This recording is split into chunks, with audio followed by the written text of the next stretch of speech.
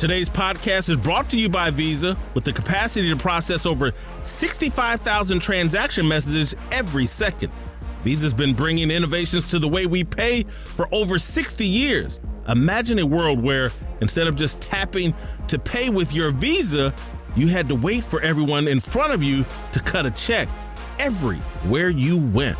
Imagine how much fun it'd be trying to track down your cousin in Milwaukee for league dues. That's why Visa's vision is to be the best way to pay and be paid everywhere, so you won't have to. Whatever your goals are, Visa makes paying fast and easy. The only thing left to figure out is, where would you like to be? Visa, everywhere you want to be. Hey y'all, Uncle Jimmy here. When you speak for yourself, you're forced to think for yourself. And when you think for yourself, the sports world looks different. In order to enjoy this podcast and this show, you need to have the courage to look at the world from alternative points of view and not be offended when you disagree. Speak for yourself isn't your Twitter, Facebook, or Instagram feed. SFY tells you what you need to hear and not what you want to hear. So, welcome aboard, buckle up, and enjoy the ride. We start today with LeBron James. All right, what we're witnessing as it relates to LeBron James and the China controversy is a failure of the mainstream media to function properly and ethically. James, the hype man for Taco Tuesday, now looks like General Tso's chicken. In pursuit of a legacy that would surpass Michael Jordan's, LeBron James cast himself as the second iteration of the greatest, Muhammad Ali. Daryl Morey, the Chinese government, and protesters in Hong Kong have exposed the folly of James's quest and the enormity of his capitalistic greed. LeBron James wants to be Bill Gates far more than he wants to be Muhammad Ali. James's freedom fighting days are in the rearview mirror. Hong Kong protesters and freedom fighters are burning his jersey in the streets. And here at home, James's media sycophants have fallen silent or are distancing themselves from their king. LeBron said yesterday that he won't be talking about China anymore. I plan on being here, being the captain of this team, and trying to figure out a way how we can win a championship. That's my main goal right now. I feel like I talked about it yesterday. I tweeted out a couple of responses to people not understanding, my knowledge of what it came from my brain and for me learning from the situation. I'm talking about it now, and I won't talk about it again because I'll be cheating my teammates by continuing to harp on something that won't benefit us, trying to win a championship, because that's what we're here for. All right, I don't blame LeBron James for tapping out, and I actually have sympathy for him. We, the mainstream media, set him up for this colossal failure. We led him down this path. 5 years ago, when I worked at the alleged worldwide leader, I proposed a journalism project that would examine LeBron's pursuit of Muhammad Ali. I wanted a team of black journalists to explore the possibility of LeBron mimicking Ali. Had the project been executed, we would have explained to the public and James that in the 21st century, it's impossible for any athlete to duplicate what Ali did in the 1960s and 70s. America's changed, and so have the business and culture of sports. Ali answered to black religious leaders Elijah Muhammad and Malcolm X. LeBron answers to Phil Knight and Adam Silver. And they answer to a global economic force in Asia that is run by a communist regime. If you can't understand the game-changing impact of that fundamental difference, you're as naive as a 10-year-old child. Ali, Arthur Ashe, Jim Brown, Jackie Robinson, John Carlos, Tommy Smith, and the black athletes of yesteryear experienced firsthand the indignity and humiliation of second-class citizenry. They don't have to pretend that spray paint on a garage door they never saw equated to the pain of Emmett Till's mother. Only a pampered elite removed from the ravages of discrimination would make that analogy. LeBron is a multi-million-dollar brand, not a slam-dunking Nelson Mandela knockoff. He was born with athletic gifts that in America cripple intellectual evolution until the athletic gifts diminish. Let me clarify. The smart play for an American kid as physically blessed as LeBron is to max out athletically before maxing out intellectually. All of this should have been and should be explained by the mainstream media. It's our job to inform the public so the public can have an informed opinion and realistic expectations. Our opinion and expectations for LeBron are not realistic, and neither are LeBron's. We have baited him into believing he can be the next Muhammad Ali. There will never be another Muhammad Ali, and we, the media, should inform athletes of this reality. If Ali were in his prime today, he'd be more like Mike Tyson than Cassius Clay. The money in sports changed professional athletes. They're individual businesses, not role models.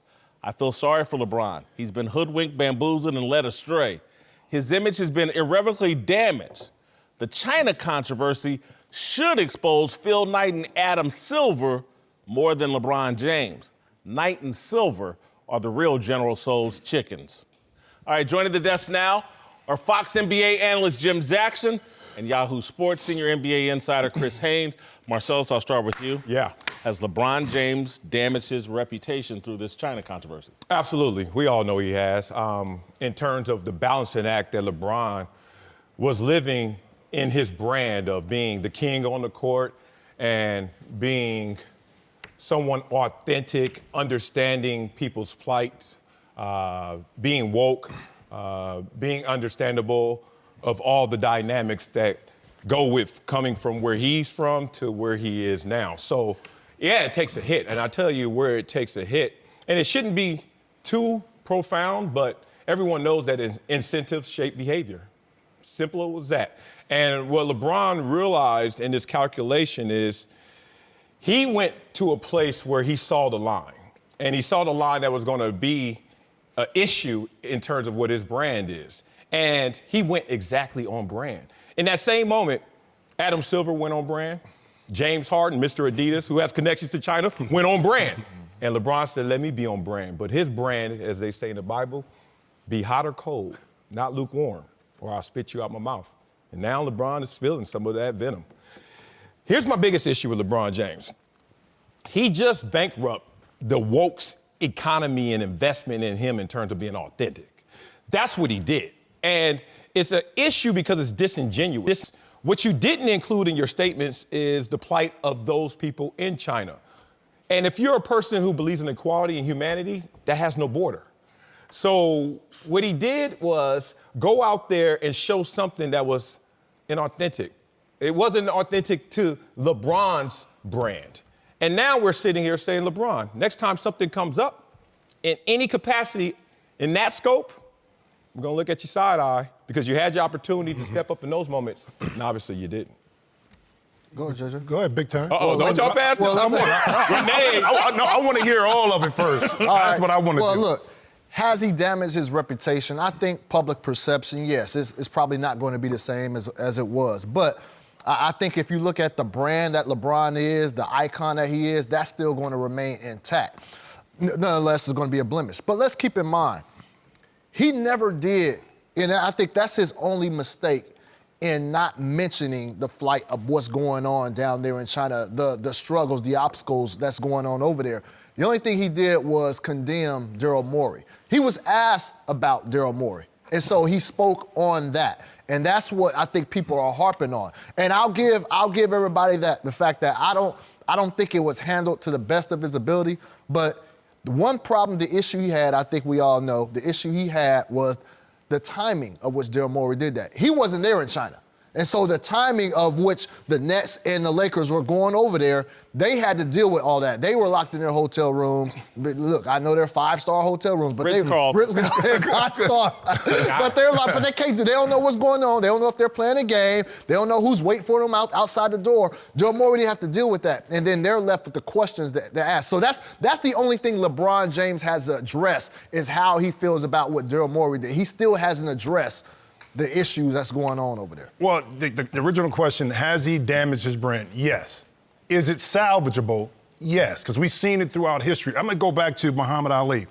When Ali was younger, when he went from Cassius to Ali, even people in the black community, because he ran his mouth, they weren't supporting Ali at the time. They said he was too loudmouth, he's damaging what's going on in the civil rights movement because he's standing out, especially when he said, I'm not going to war. Now, he sacrificed, but at the time he was going through it, a lot of people didn't agree with what he was doing.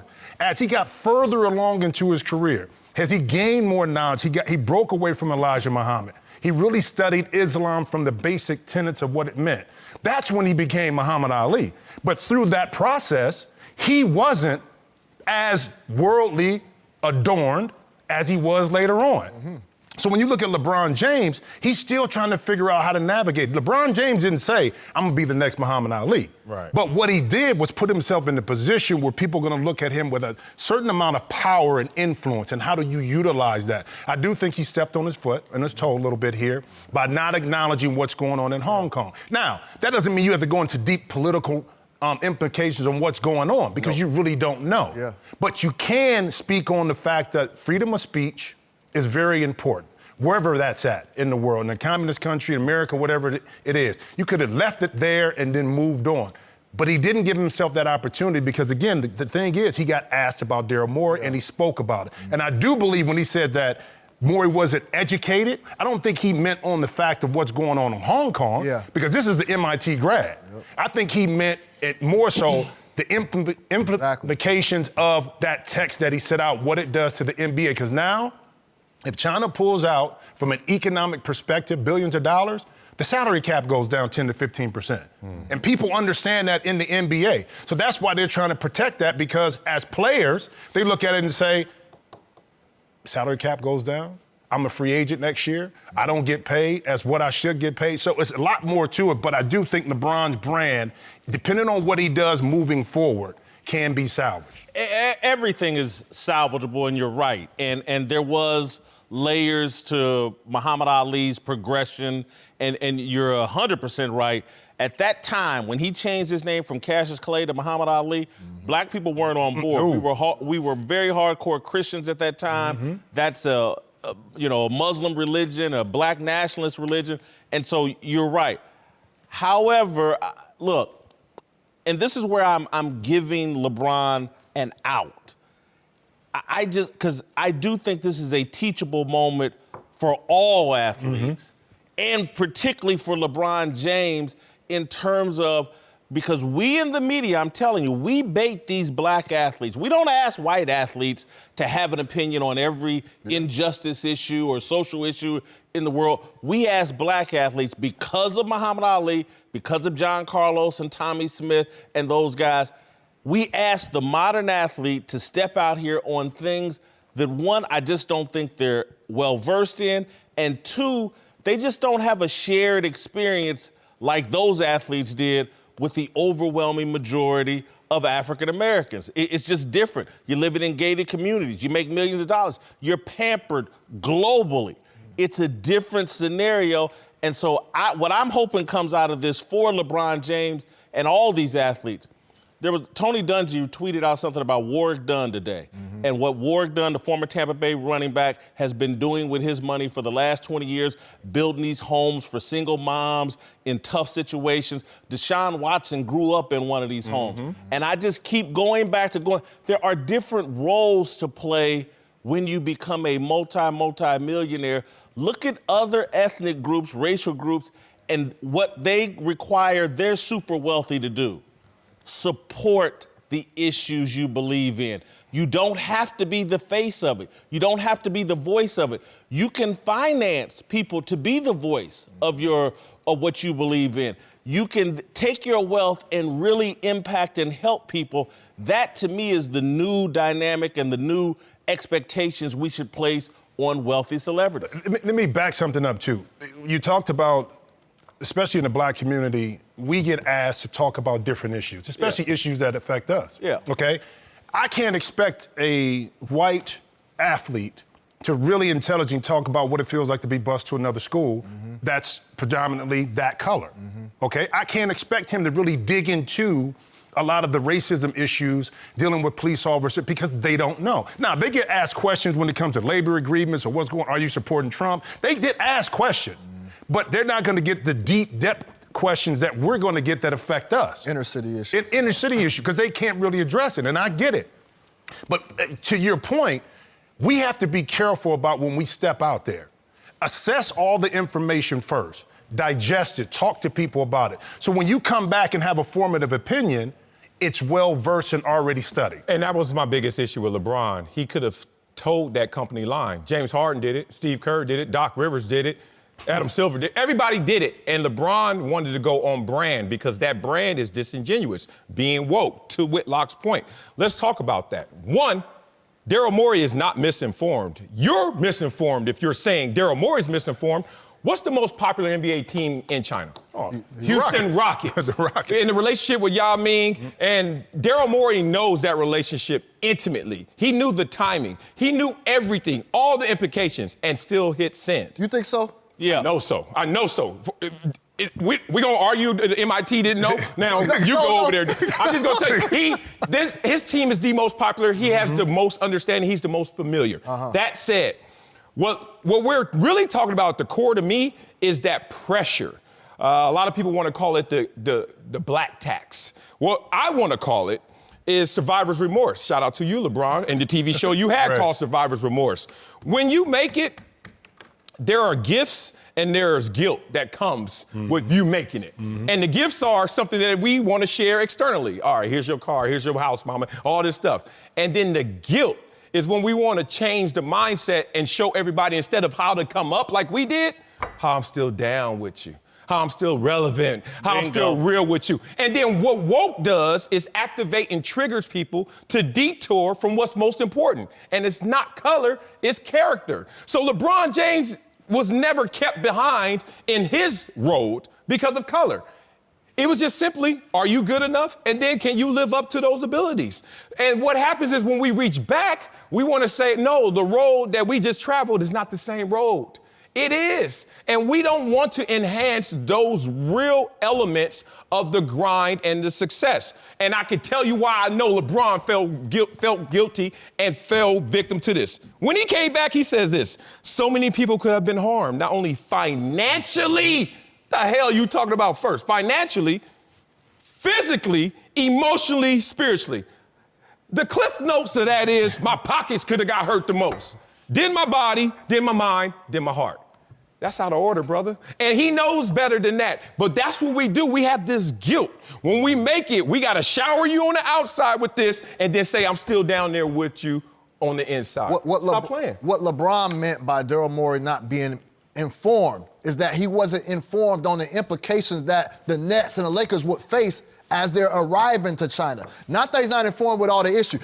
I think if we asked Daryl Morey right now, if he knew all of this would come to pass, he would say no. That doesn't mean you're not informed. That means now the consequences and the risks have now outweighed the reward. Maybe that's a bad choice of word on LeBron's part. He's not saying he was informed. He informed. Chris, here's the only thing I would say. I think my memory serves me. Other people in the NBA over the past couple years have retweeted some things in support of the Hong Kong protesters without this overwhelming reaction. Yeah. Now, I think Daryl Morey being associated with the Rockets heightens it, and Yao Ming and puts more intention on it. But I think Daryl Morey had a right to believe his tweet was innocent and that it wouldn't cause this sort of reaction. And because it's really not a controversial tweet. Right. And it really says more about how repressive the Chinese government is than anything about Daryl Morey. And that's why, again, if a simple tweet like this could put LeBron and the Nets and the Lakers in jeopardy, that's even more reason, in my view, to be like, man, this government is over here tripping. Understood. And you know the craziest thing? Woj, who just liked the same tweet, lost the #1 broadcast NBA show in the world for liking the tweet. We're not even going to talk about Kuzma, who lands off the plane. Where's my $1 million deal? Gone. All the appearances everyone had, gone. But what I'm saying that's greater than this one issue, because I think Daryl Morey didn't understand that it would cause that avalanche, but he certainly knows that this was not going to be met with full acceptance, is don't lie to people about what is the most important things and elements. And when your brand is on that lie, that's what happens. You become hypocritical or you become silent. Jim Jackson and Chris Haynes are back. Time now for a big story. Let's return to LeBron James, whose comments on Daryl Morey and China have reignited the controversy over the NBA's relationship with the communist country. LeBron has taken a lot of heat for going after Morey who he said was misinformed on the issues. But yesterday, when LeBron was asked if he planned to learn more about the Hong Kong situation himself, he made it clear he just wants to shut up and dribble, and focus on being a captain and win a championship, which leads me to my opinion, and this is my concern for LeBron James. We've seen him be the villain after the decision and going to Miami, and that didn't go the greatest. I don't think LeBron works most effectively, efficiently, unless he's playing from a place of joy. He does not like being the villain. I actually think this controversy and the kind of trolling that's going to go on over social media and in NBA arenas could impact LeBron's performance this year. I don't think so at all. I don't think that he will even be labeled as the villain in this respect. I think some people will look at him sideways. Some may think disingenuous or fraud. But you got to understand, this will be lap 2 through whatever that mental space is in terms, they're not all applauding the king. And in lap 2, you're more versed to how to deal with it. And let's just be real about it. The first time he had to deal with it, he had an amazing first year. They just lost the championship. He had his worst stretch in the finals. Then they won the championship. They won the championship. They went back to the finals. He went 8 straight. Like, he's 35. If that's failure in dealing with mental circumstances, I don't know what success is. So I think that this is a guy who's going to be fully motivated to do what he intended to do when he came to L.A., which is got to get the Lakers back, restore the roar, the purple and gold, finish my legacy off strong on the court. And that didn't go as planned, as advertised in year 1. He's locked in. We know his son's in high school now, balling out of control. We know Space Jam's coming out. We know the LeBron 17's out. All that stuff is ancillary to the core issue of LeBron reestablishing the Lakers and himself as king. I don't think it'll impact the season at all. Look, LeBron is in a much more mature place right now than he was in Miami. He was still trying to find his legacy, reach those accomplishments. He's done all that. He's accomplished everything. I mean, he mentioned that when he signed with the Lakers. And so right now it's all about, getting the championship, trying to get something for LA. But at the same time, look, I think what goes back to what we said in the last segment about is this salvageable. Look, all he has to do is play basketball right now. He's still going, you talk about the fawning media and all that, Jason, they're still going to be there. You know what I mean? They're still going to be there. Not all of them. Well, Chris gonna be there. Chris gonna be there. You know you right there. I'm not one of those. I know what you're talking about. I know what you're talking about, Whit. That's fake news right there. That's fake news. But I'm gonna say this, but once basketball, is played, and he's playing at a high level, and the Lakers are playing at a high level, and they reach all expectation, I'm not gonna say all is forgotten, because that's still gonna be a rough patch in the road in his history. But we're gonna get over this. He's been through worse. Jim, before you go out, the only thing I'm gonna just push back is, but if you go look at the far left politically, this is what they do, man. They eat their own. They do. If you show any sign of weakness, they come for your head. LeBron showed a sign of weakness. I think there's going to be a consistent media group attacking LeBron. But they've been attacking LeBron. It's been a consistency. It's been people that thought that LeBron, what he did, wasn't really real. So for them, it kind of validates that point. But I don't think it impacts the season from this perspective. His focus is there. He's more mature. Chris, you said it. When he was in Miami, he didn't know how to win yet. He didn't know how to win in regards to a championship in the NBA. He learned that. He experienced that. I think what it'll do is probably give him a little bit more fire to get the Lakers to a championship, to be able to prove that he can do it at this age, okay? But I think it also is going to give him pause when things come up during the season that they want him to talk about, of how to reevaluate how he answered those questions. So it's a whole learning process. So I do think this is one of those defining moments in LeBron's career, on and off the court, what he does, how he handles this situation. Because in the Miami situation, he was still young and probably didn't handle it the right way in regards to, I'm going to take on this villain role. Now he's more mature, has the family. Now I'm very interested, because I respect where he's at, and I've known him since he's been in high school, the next step in the next chapter, because this is the beginning for him, and that next chapter. So I do think this year is twofold. One, getting the Lakers back to the championship. Two, also figuring out from a man perspective who I am as a leader. How do I handle situations moving forward more delicately, okay, than kind of speaking off the cuff? The only thing that I think is different that y'all underestimating is no athlete is more hooked up to social media than LeBron James. And that's where this war is going to be conducted. And I will side with you all if LeBron goes 0 dark 365. And that's a year. Let me get up off this social media deal, because to me, social media helped talk him into this and put him in this position. But if he remains active on social media, I just think mentally it's going to hurt him. Yeah, I mean, he has to stop the exchange in terms of internalizing social media attributes, because he's not the biggest on social media as an athlete. It's Cristiano Ronaldo. You want to know how big he is. But you can dictate to social media, or you can start to receive some of its values, and I think that's where the lines got blurred for LeBron. What happened to me with him being vilified in Miami and the decision was unintended coincidences, which is, hey, man, this is the first time I've been in the finals with a true co-star in Dwayne Wade. Think about it. When he was there in Cleveland, you couldn't rely on Shaq and Mo Williams in the same respect as LeBron did when he got to D-Wade first year. And I think that was a shared experience. They had to work out their lumps. And then after that, they did. So what LeBron is facing now is completely different from those things. This is the only thing that's going to give him comfort at night. When he went through the decision, he had to take all of that heat. All of that weight was on LeBron, because he actually designed the decision that fell flat to some. This one, Daryl Morey sent that tweet.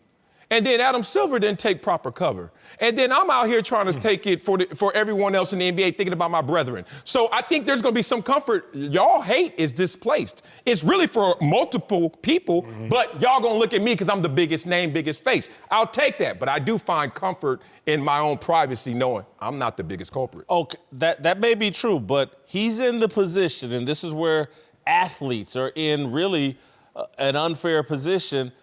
Daryl Morey doesn't have to talk to the press. Yeah. Once a month, twice a year, who knows? Adam Silver gets to dictate 5-6 times a year. I'll meet with the media. LeBron, 82 games, practice sessions, constantly ask question after question after question. And so even though, again, he's not the primary culprit, Nike to me is, Adam Silver, they're the primary culprits and should be grilled, but they've paying this dude to take those hits. Let me say this. It's interesting because we're on this panel talking about what we think LeBron should do. And Marcellus, we played in the league. I was famous, but I'm not LeBron James. I don't know what he goes through on a daily basis. The pressure that he has to deal with, okay? I don't want a perfect role model, okay? I want somebody that got some flaws. But then there's somebody that recognizes those flaws and improves on that, okay? Because nobody who has never been in his situation, is rarely we had athletes that come around with the pressure that he has to live on a daily basis. It's easy for me to say what he should do, but I'm not living in his shoes every day. I have a question. Can you be considered woke domestically? Woke, and then woke globally? Can you separate? Can it be separated? Can they all be three the same? Can you have all three? That's tough. That's tough to do. Like, shouldn't you have your own lane that you stick with? Chris, that you're more familiar with? No, because again, and this is where I think this is a learning experience for LeBron that he needed to go through. LeBron didn't have a traditional upbringing like I had. Two highly involved parents. I think you guys had the same experience. He didn't have that. And so identity, and again, I'm not saying this as a criticism, I'm saying this is just a reality of that type of upbringing. It takes a little bit longer for you to have those foundational pieces. And so there's things that my parents instilled in me, and particularly my grandmother instilled in me, that my point of view doesn't change. I put the same, this is happening in China. This is my point of view. It applies to China and here at home.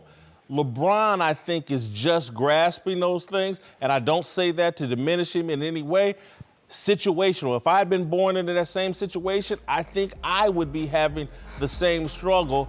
And again, I'm not trying to diminish LeBron in any way. I just think this situation is going to be very tough, and it could impact his performance on the court.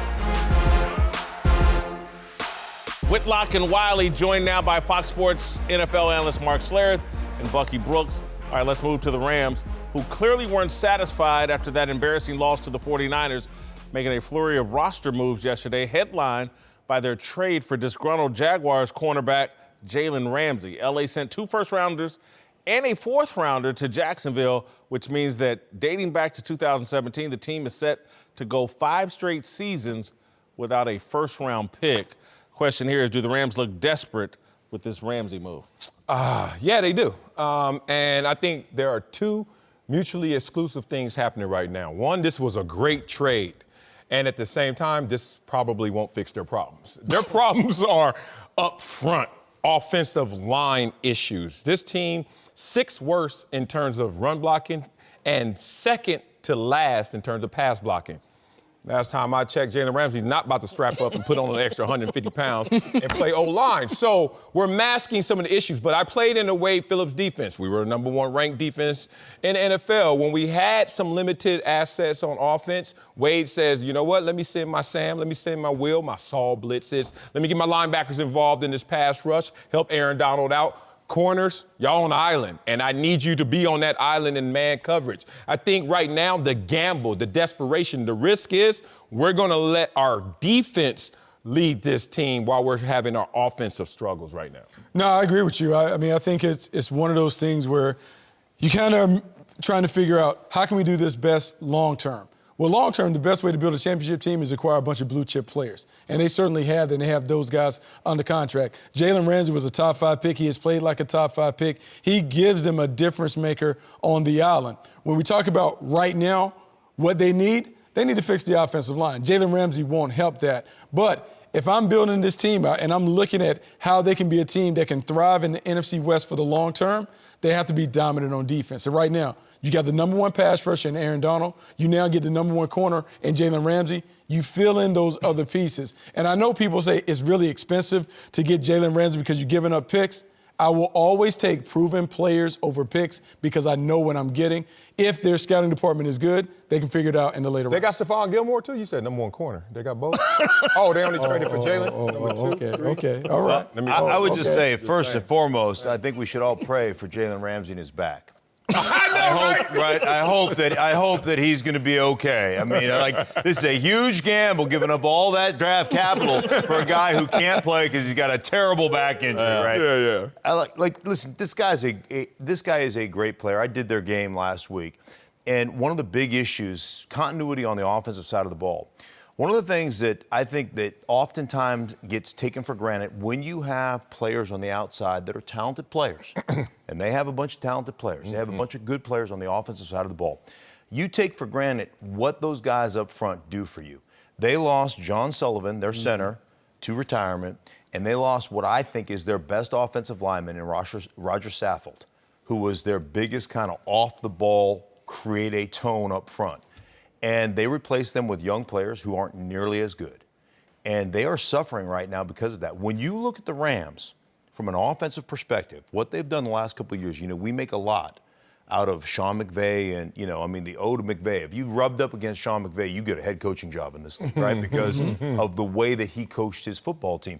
Here's what he has done that was taken for granted over the course of the last couple of years.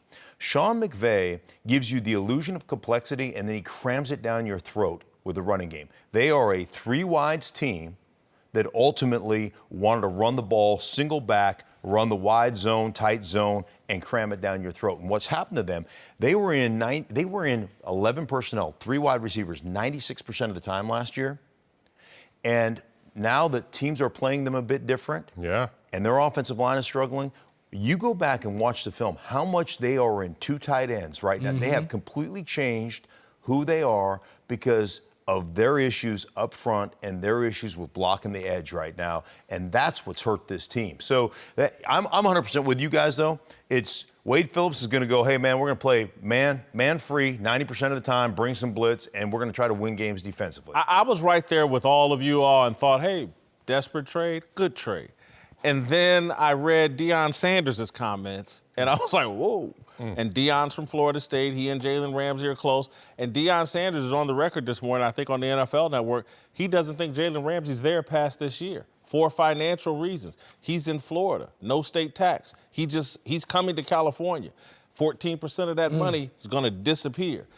Deion says this may not last past this year. Well, next year, yeah, well, his contract's up next year in 2020, and then you can franchise him. Let's just be real. So I understand what he wants, and we could be back in Jacksonville with that same That bad back can act up. He can act up again. But you know what? You can't look at it from that perspective. You got to look at it if you're Les Snead, and Les is saying, I need a cornerback. Aqib Talib injured right now and a free agent at the end of the year. Marcus Peters was a free agent at the end of this year as well. So they had to go look for corner. And here's a franchise player at the cornerback position, young and talented like that, who wants to play man, and Wade wants to go out there and play man free. So I think it just is a great marriage. I understand the 13% millionaire tax out here. Trust me, we know how that feels. I don't, but go ahead. Oh, yeah, right. I don't know anything about it. My family's watching. But at the same time, you got to go to he just left that situation, and now you're going to use that as maybe just negotiation tactics to say maybe I can leave. But you just left Florida. If you wanted to stay with no state tax, just stay still. No, I think here's the thing about that. Let's just use Marcus Peters as the example. And let's just say that they're just going to rent Jalen Ramsey for another year or so and then walk away from it. If they do that, look, it cost them a first-round pick. But more than likely, the way they're viewing it, that first-round pick was going to be in the late 20s. How often are you going to get a dominant player in the late 20s? So if you're the L.A. Rams, you're looking at this like we're renting a top-5 player. 17 or something like that. Anyway, go ahead. I'm sorry. You're playing the long game. We believe that he's going to be a piece that's going to help us get to the Super Bowl. That means we're going to be picking 31 or 32. So now we're willing to trade that off for the short term of having his services. And if we don't get him long term, we'll live with the lost pick being gone. As Marcellus loves to say, past behavior is prediction of future behavior. He's already tapped out on one team. He'll tap out again if necessary. Joined by college football analyst, Fox college football analyst, Joel Klatt, smartest man in college football. It's time for Dat Dudes Dudes. Yes. Marcellus, what you got? We got the best of the big uglies, the big men up front, so we won't be showing any L.A. Rams. You know that. All right, let's start off number 3. Saints defensive end Cam Jordan. Air Jordan. Saints beat the Jags 13-6. Cam Jordan gets Gardner Minshew one of the 2 sacks on the day for Jordan. Now, the first thing about this play is number 75 of the Jaguars reminds me of somebody else, number 75 of the Jaguars. It's your boy, Dat Dude. All right, since I played for the Jaguars before, Jawan Taylor, poor you. Look what's going to happen when I try to block Cam Jordan. Shouldn't happen, and this is the same thing that's going to happen. Look at this butt and bench. Woo, the rocket ship has launched him 8.9 feet. Damn. What's happening? It's supposed to anchor. It's supposed to drop your butt, drop your hips, but he did not. Taylor now collects himself, lightly shoves Jordan, say, here, guard, take a little more of this. Nothing for you and everything for Cam Jordan, who was our number 3 Dat Dude of the week. Baby Reggie White. He's a beast. Let's go to college. Oklahoma senior Neville Gallimore, number 2, with the quick spin for the sack on Sam Ehlinger. Did I say that right, Klatt? Sure. All right, cool. If you're going to spin, you got to threaten the side you're not going to. You got to threaten that side, and that's what he does. That's the key to the spin move right now. And then after you do that, you got to use your arm bar. He uses arm bar. Oh, the offensive line you want to hold, that sneaky hold, turn your hips and lift your knees. All the youngsters at home, when you turn your hips, that's how you get pressure on the quarterback. And then you bring down that long horn. Look at that right there. I mean, that looks identical right there. I see you, Neville Gallimore. Number 2, Dat Dude of the week. Neville Brothers. Neville Brothers. Now let's go to number 1. Panthers defensive tackle Gerald McCoy, the real McCoy. Ooh, this is a grudge match. He brings down Jameis Winston, his former teammate. McCoy had 2.5 sacks on the day. You know McCoy, familiar with his old team, learned a lot in those losing years. He said, I think I know the snap count. And watch him. He's going to get off the ball first with the ball. Look at that. Somebody still remembers that cadence. And then he's going to see Ali Marpich. His hands are going to get on him. He's going to push it off. And this is a reset move. So when you do that, you got to get the proper hand position. And now he's going to steer Marpich away with the reset move. And all of a sudden, he's thinking, damn, they gave my number away, 93. I'm looking about the Ring of Honor one day. I want to be up there with the greats. So what he does is have a tremendous game, 2.5 sacks, bring down his former teammate, reminds him, y'all should have never let me go. Gerald McCoy, you're our Dat Dude of the week. All right, great job, Marcellus. Time now for Darnell's question of the day. Darnell, take it away. Got that name right. It's Darnell. My guy. My question of the day. All right, fellas, let's talk some college football. Yes. Where Alabama jumped into the top spot in the AP rankings this week, followed by another SEC school, LSU, at number 2. But our guy, Joe Klatt, just put out his top 5 rankings and actually has Ohio State. Followed by LSU, Bama, Oklahoma, and Wisconsin rounding out the top 5. Whitlock Marcellus, is our guy Joe Klatt disrespecting the SEC? Hell yeah. Ohio State. Whoa. Explain yourself. Yeah, What do you mean explain yourself? You got to explain why the SEC is not number 1 right now. Well, because Ohio State has the number 1 point differential in the land at over 230, and that's with their bye week last week. They play in the SEC? They've also, well, I mean, listen, I think that the SEC is pretty good. I also think that in the middle of the conference, they're not that great. Remember, one of their ranked teams, Missouri, lost in the opening week of the season to Wyoming.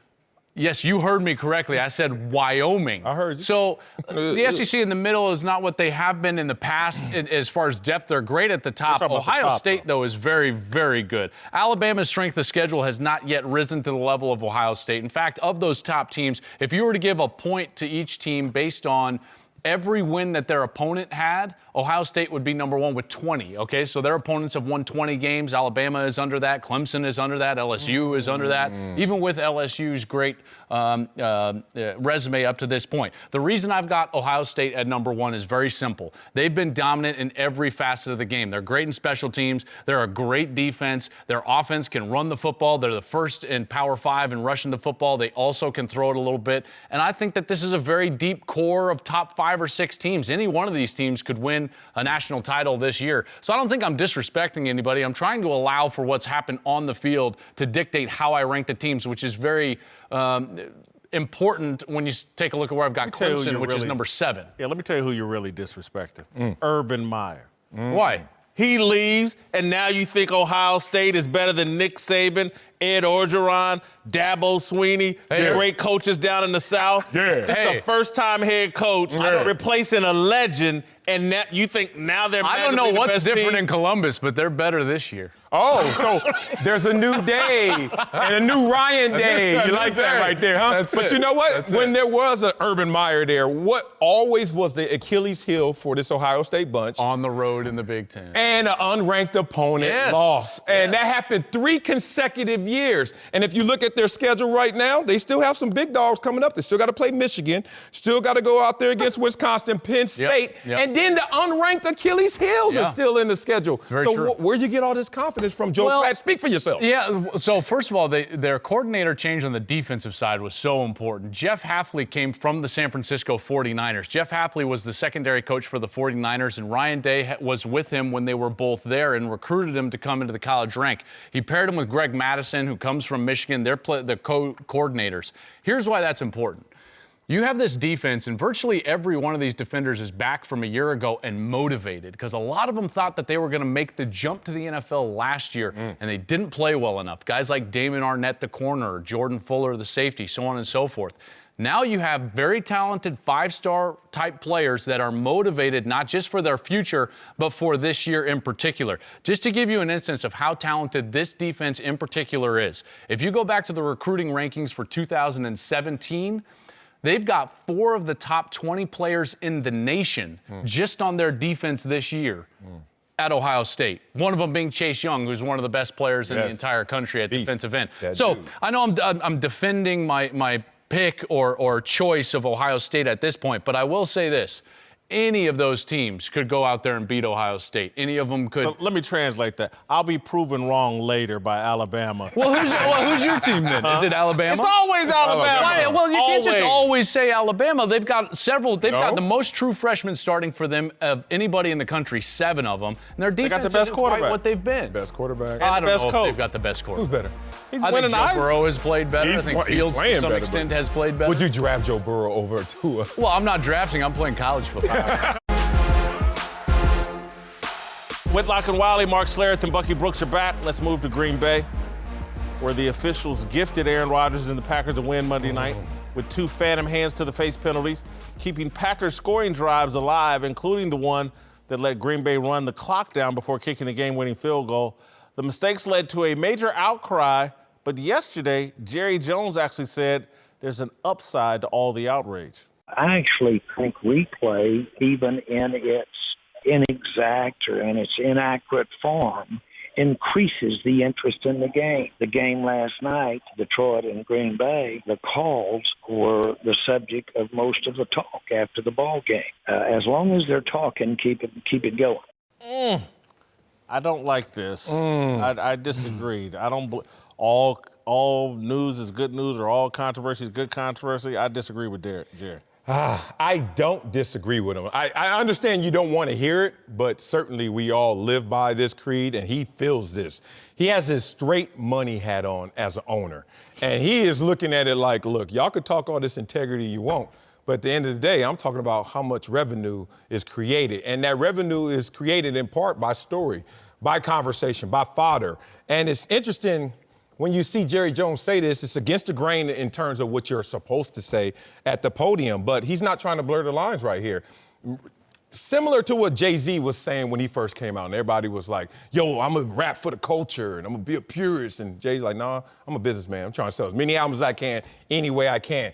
His hat is being an owner. His hat is looking at cap, revenue, dollar sign. So he just kind of took off the top layer and let you know what's truly in his heart. Man, I don't like this. I don't like this because ultimately it's a game. And look, I know officials have a tough job, but I feel like the micro-managing, the heavy scrutinization of every call makes it just very, very difficult to really empathize with the human element of the game. And I think as players, we all understand guys make mistakes, but now, because there's so many replays and because we see and hear every wrongdoing that happens on the field, I just think it paints a black eye over the league. I just believe that because we've decided technology gives us more, we've given the fans more, I think it's really damaged the game and made it very, very hard for anyone to own some of the decisions that they see at the end of the game. I will say this, and I've been saying it for about 10 years, and I think finally people are looking at me like they used to look at me like I'm crazy, and now they're looking at me like maybe you're right. I'd scrap pile the whole system. I hate instant replay, hate everything about it. I don't think it's right for the game. I don't think it changes anything. You know, the whole process here is we want instant replay because we want to get it right. Well, you don't ever get it right anyway. Right? Or we want to get instant replay. We want to get it right. And that's why we have instant replay. But not if you don't have a challenge flag, because then you don't get to use instant replay, right? You want to get it right all the time, or do you not want to get it right? My point is this. You have emasculated officials in this league. You have asked them to swallow their whistles. You have asked them to let instant replay figure it out, and it never figures it out anyway. So I'm saying take the whole thing away and let the officials be demonstrative. Let them have authority. Let them call the game. Let's get it over in 2 hours and 47 minutes, and let's move on. And 99.9% of the play, it won't ever change. There's going to be a game where there's a bad call at the end. There's a game right now that there's a bad call at the end. Who cares? Yeah. Right? Don't let it come down to the bad call. Well, that's part of Jerry's argument. Right. But I just think that they've made it crystal clear we're not overturning any of these PI calls. Oh yeah, because they want to get rid of it. They're going to get rid of it next year. They've made it crystal clear. It's a one-year deal. They want to get rid of it, so they're not going to overturn anything. Yeah. And they'll use it probably in the playoffs. Maybe they'll use it then. But during the regular season, don't challenge anything as it relates to PI. But here's where I think Jerry misses the boat. Is I want to talk about Aaron Rodgers and Matt Stafford, Patricia and LaFleur. I want to talk about the people, the stars, and the coaches. Yes. The players and the coaches are the stars. I don't want to talk about officials at all. Because if you really want to sell the game, I wanted to leave that game feeling like, damn, Aaron Rodgers just pulled off another miracle comeback with that touchdown. And we're not talking because he didn't do it. The refs pulled off the miracle comeback by taking away the great plays by Trey. To your point, they would have had to kick that field goal at the end of the game, had about a minute 30, minute 40 on, and we would have seen if Matthew Stafford could have had his first real big signature win since he was a rookie and he had his shoulder dislocated and came back to throw a touchdown pass. We would have seen if that could have been the case, right? If that would have been the narrative. Now the narrative is, man, the officiating stinks. And you know, they put the guys, like the league puts the officials in an impossible situation. But I call a game every weekend. Every time there's a big play, you know what I do? I scan the field to see if there's a flag. I almost expect it. Every time there's a touchdown, you know what I do?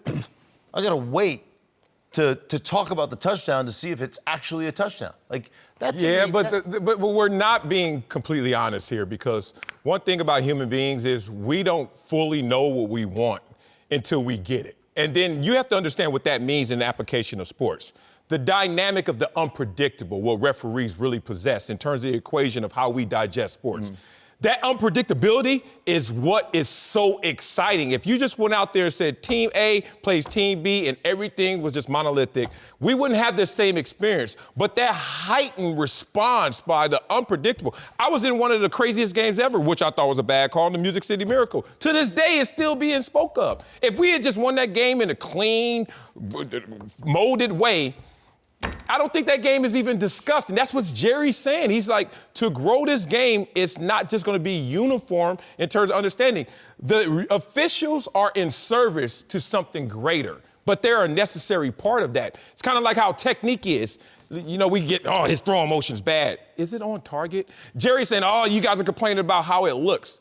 Is it servicing something greater, which is this game that we all enjoy? I think if you take that special sauce away, that secret ingredient that is unpredictable, we don't really love the game. I think it's still unpredictable whether you have instant replay or not. You scrap out instant replay, there's still going to be bad calls. You never know if Ernest Biner's going to fumble running into the end zone. Seriously.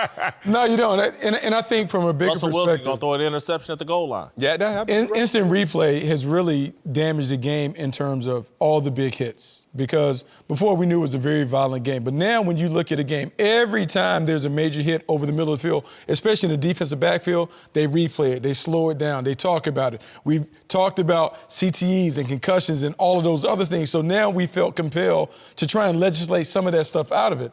Without the advent of instant replay and the constant re-showing of some of these hits, we wouldn't have this league that is changing and not being played the way that it was played when we were playing. And yeah, we haven't even, to me, that play early in the first half where the DB's making a play on the ball, and they call helmet to helmet, and it was a garbage call. And then you're right, they kept showing it over and over and over again.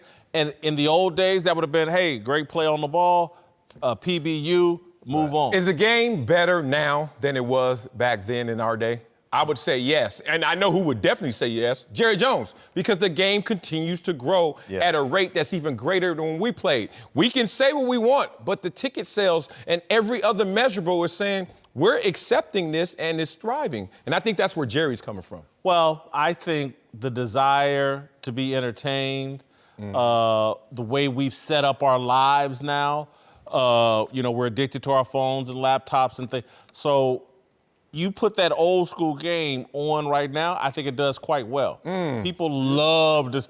Man, the old violence? Yeah, people would love to see Dick Butkus. Here's the one issue that I have as a league, and this is what I would say, and I've had this conversation with Roger Goodell before, is let's quit letting people that don't love this league set the narrative of this league. I like that. So this is our game. It's the greatest game in the world, in my opinion.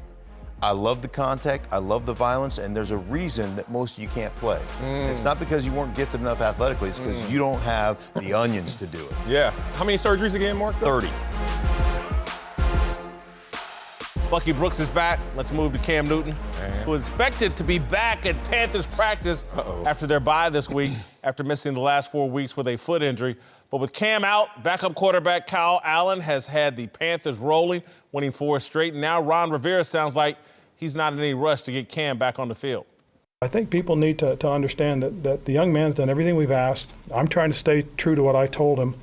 I'm not going to put that kind of pressure on. And so until we have it confirmed with our doctors and stuff like that, we're going to, continue to do what we're doing. I'm not sure why people want to put pressure on a guy and get him out there before he's ready to play.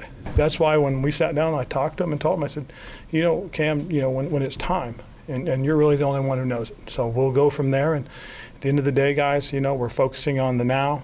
Let me tell you something. If they win this weekend, you said that. I'm sorry, they got to buy this week. If they win the following, if they win one more game, his next. Hey, look, if Cam's not ready till February, we'll deal with it in February. We're not going to rush Cam. It might be 2021 before he's ready. We're going to let Cam rest and recover. Bucky, you need to get on the horn with Ron Rivera.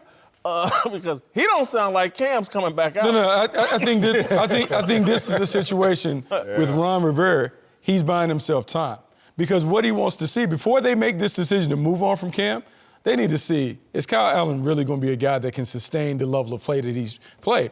Now, I'll flip it. If I'm Cam Newton, I shouldn't be in a rush to get back on the field anyway. Because if it already feels like this situation is shaky, the best thing that I can do is be fully healthy when I hit the market. Because as you told me the last time I was here, there'll be some teams that want him. So rather than go out there and not be able to put on the best showing and the best display where he damages his brand and his image and his standing in the league, hey, y'all want to roll with Kyle? Let Kyle be the guy.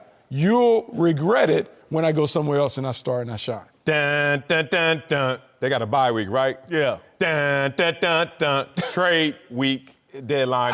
He's not going to trade it. Dun, dun, dun. They play the 49ers next. Ooh, if Kyle Allen goes out there and shows them something against the 49ers defense, you talking about buying yourself some time. They're going to say, Cam, relax. They're going to hit him with the Aaron Rodgers, relax. And I tell you why. There's actually a great reason to tell him to relax. We want you at full throttle because of your money and your investment in our franchise. And let's just be real, Ron Rivera's career. I'm going to give you one more chance to live or die on that football field at full strength. But trust me, they're fully motivated to move on from Cam Newton right now. And it's just that simple. If Cam can respond in that moment, whenever he's correct, whenever he is at full health and capability, then he can go forward with this team. But right now, I think every single person is motivated to say, let's turn the page if Kyle Allen lives up to it. Well, absolutely. Now, I'll be the first one to admit. Okay. Cam Newton has to play better. Yeah. He has to play better when he gets his opportunity. That's wild to say that, Bucky. Thank you, Bucky. That's my God. Thank you. That's real growth. Look, he has to play better when he gets out there because ultimately they're going to judge him by the last time that he was out there. And look, the last time that he's been playing, he hasn't looked great. After he got the injury against Pittsburgh, then he came back and tried to keep playing. Say the numbers. He hasn't looked like 0-8 versus 5. Look, the quarterback wins. But what I also know is early on when he was playing under Norv Turner, 6-2, 67.3%. Look, we talk about a guy who averages sub 60. He was playing well. 100 passer rating. In fact, we were talking about him being an MVP candidate. So we've seen him in this offense play at an MVP level. Can I push back at you? Because this is going to be a breakup. As your dad used to say, you got to break up like a man. You ain't going to send that text. You know what you need to do? Go over that girl's house.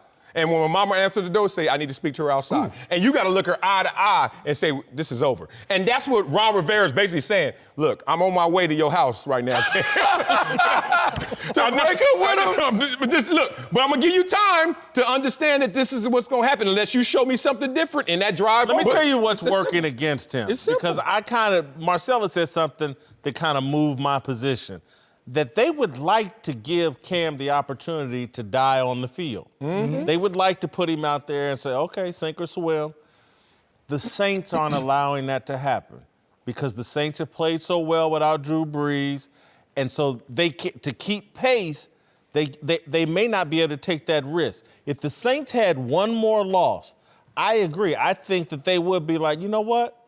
Before we move on, let's give this guy one game. And if it goes well, we'll give him 2 games. And then if it goes well for a 3rd game, we'll keep him out there. But because of what the Saints, if they play well and or beat San Francisco after this bye week, I just don't think they're going to give him that opportunity to die on the field. Well, also, I understand this. I understand the dynamics of the team and how when the team is rolling, you don't want to mess with that chemistry, especially because Cam wasn't playing great when he last left the field. What Cam has to do is he has to be 100% right when he comes back. Right. But what Cam also has to do, he has to be authentic with the style of play.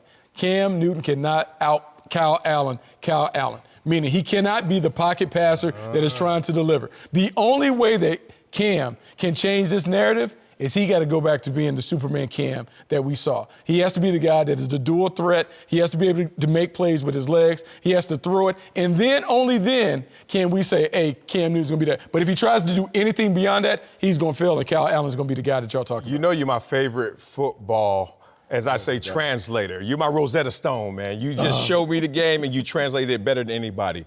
But the greatest indictment happened this week. Did you catch what Todd Bowles, defensive coordinator of the Tampa Bay Bucks, said about this Carolina offense? I did. He said it's more dangerous and difficult to prepare against than it was with Cam Newton. Blah! And this is what he said beyond that, which at first I was like, that's for shock value. Come on, Todd. And then he broke it down. He said 85% of their offense was centric on the mesh point.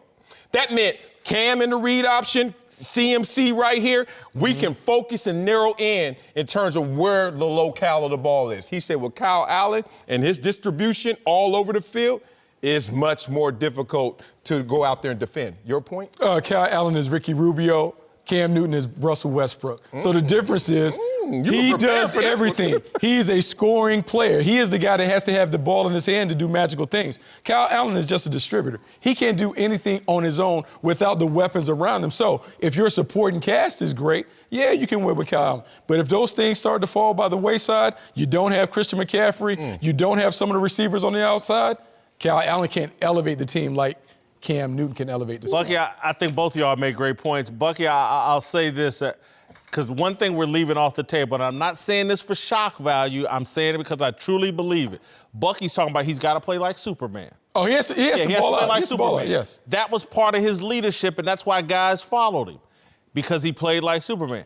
And I'm not saying this for shock. He can't dress like Mary Poppins. So, I'm just telling you, he can't do it. Everything. The hair's got to go. The scarf's got to go. What? Cam's got to fall back in line.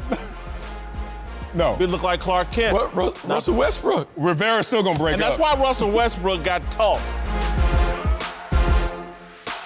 Uncle Jimmy's here to help us talk about our approval ratings for LeBron James. Whoa. All right, I know Marcellus is your big Fish dummy today. net.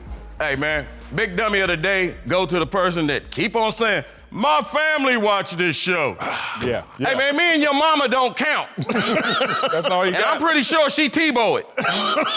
TiVo? What year is this? TiVo. Yeah. DVR, at least. Same thing. Let's talk LeBron James, who has taken a lot of heat for his comments on the NBA's China controversy, but now says he's done talking about it and will focus on basketball. Marcellus, you buying that LeBron is done talking about China? Nope, because I don't think that's on brand, and certainly he's not going to just shut up and dribble on this issue. I think right now he's coming back with a more calculated response that will land better than the previous response. That may take a month, that may take a few months, but certainly this issue will be readdressed and cleaned up better for LeBron. I think he's done. No upside in it. No? Uncle Jimmy?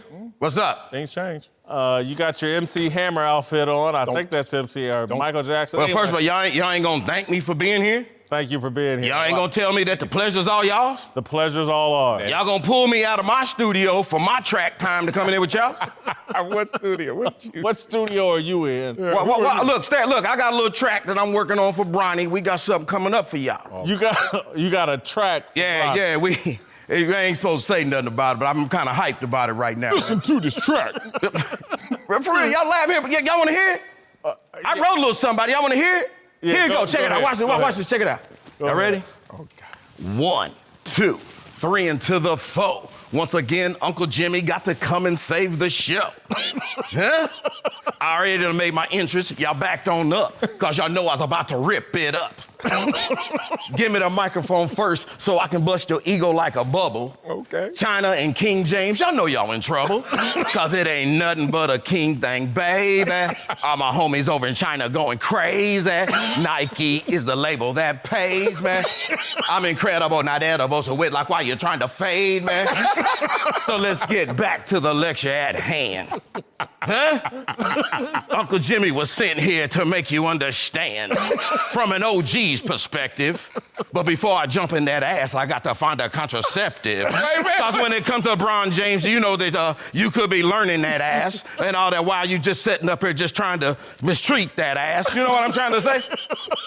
You know, y'all fools just don't understand that when it comes to China, they ain't with that crap, Lieutenant.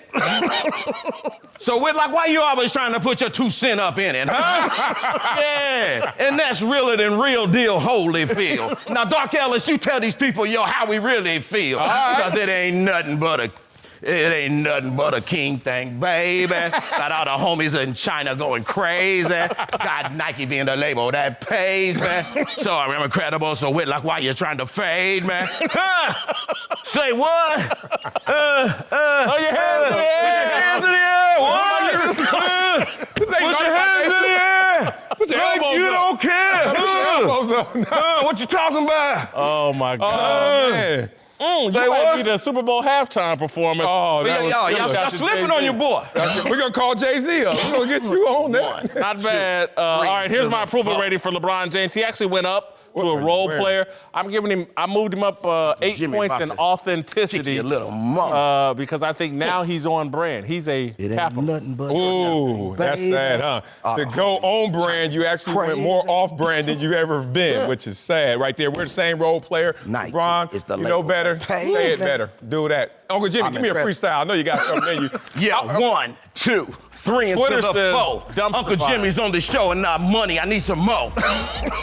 Whitlock, you think it's a game? I'm going insane. You better give me money before I bust your brains.